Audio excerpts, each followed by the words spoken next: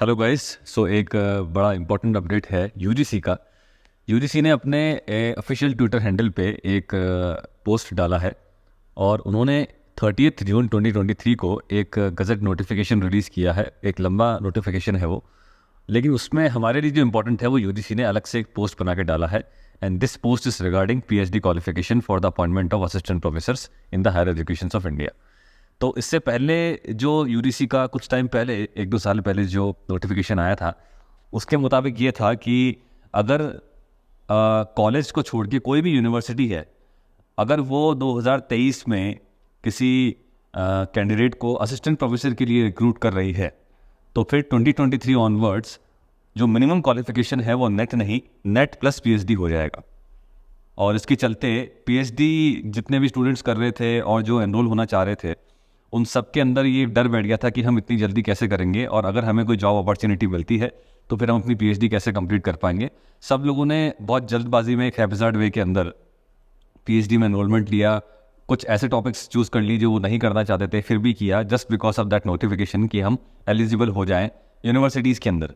लेकिन इससे प्रॉब्लम ये थी कि भाई कैंडिडेट्स को बड़ी प्रॉब्लम थी और एग्जिस्टिंग इंफ्रास्ट्रक्चर इतना बड़ा नहीं था।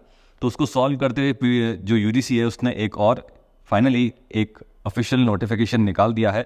इसमें ये क्या कह रहे हैं, इसमें ये कह रहे हैं, यहाँ पे स्क्रीन पे आप देख सकते हैं, ये ऑफिशियल नोटिफिकेशन है। इसमें ये कह रहे हैं कि अब अगर हायर इंस्टीट्यूशन कैसा भी हो, वो चाहे कॉलेज हो या यूनिवर्सिटी हो, उसमें minimum qualification to select the candidate for assistant professor वो नेट हो या स्लेट हो या सेट हो, तीनों ही मान्य होगा।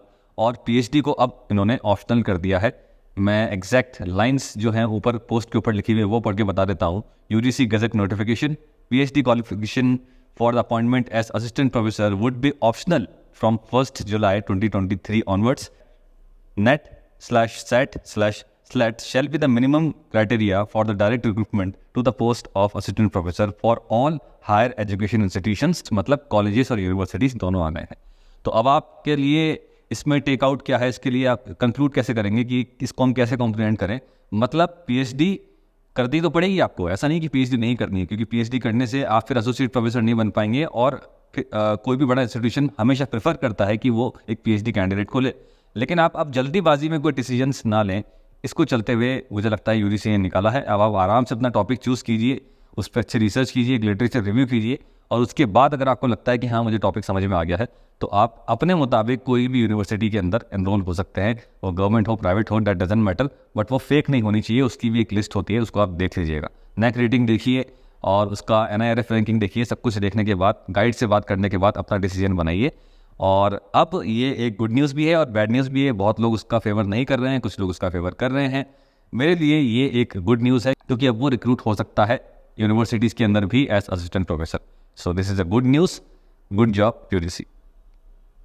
यूजीसी नेट ज्योग्राफी के ऑनलाइन कोर्स जो आपके फोन में चलेगा, तो आपको एक टेलीग्राम ग्रुप के अंदर ऐड किया जाएगा। यूनिट 1 से यूनिट 10 तक सारे कोर्स वीडियोस और उसके पीडीएफ इस तरह से आपको यहाँ पर मिल जाएंगे। अब लेट्स सपोज आपको ज्योमोलॉजी पढ़नी है, आपने क्लिक किया, गूगल ड्राइव सेलेक्ट किया, ज्योग्राफी के सारे वीडियोस एक ही जगह पे आपको मिल गए। कि पीडीएफ देखने, ये पूरा पीडीएफ का फोल्डर खुल गया एक ऐप की तरह। आपको डेमो क्लासेस देखनी है और उसके बाद मुझे आप कॉन्टैक्ट कीजिएगा।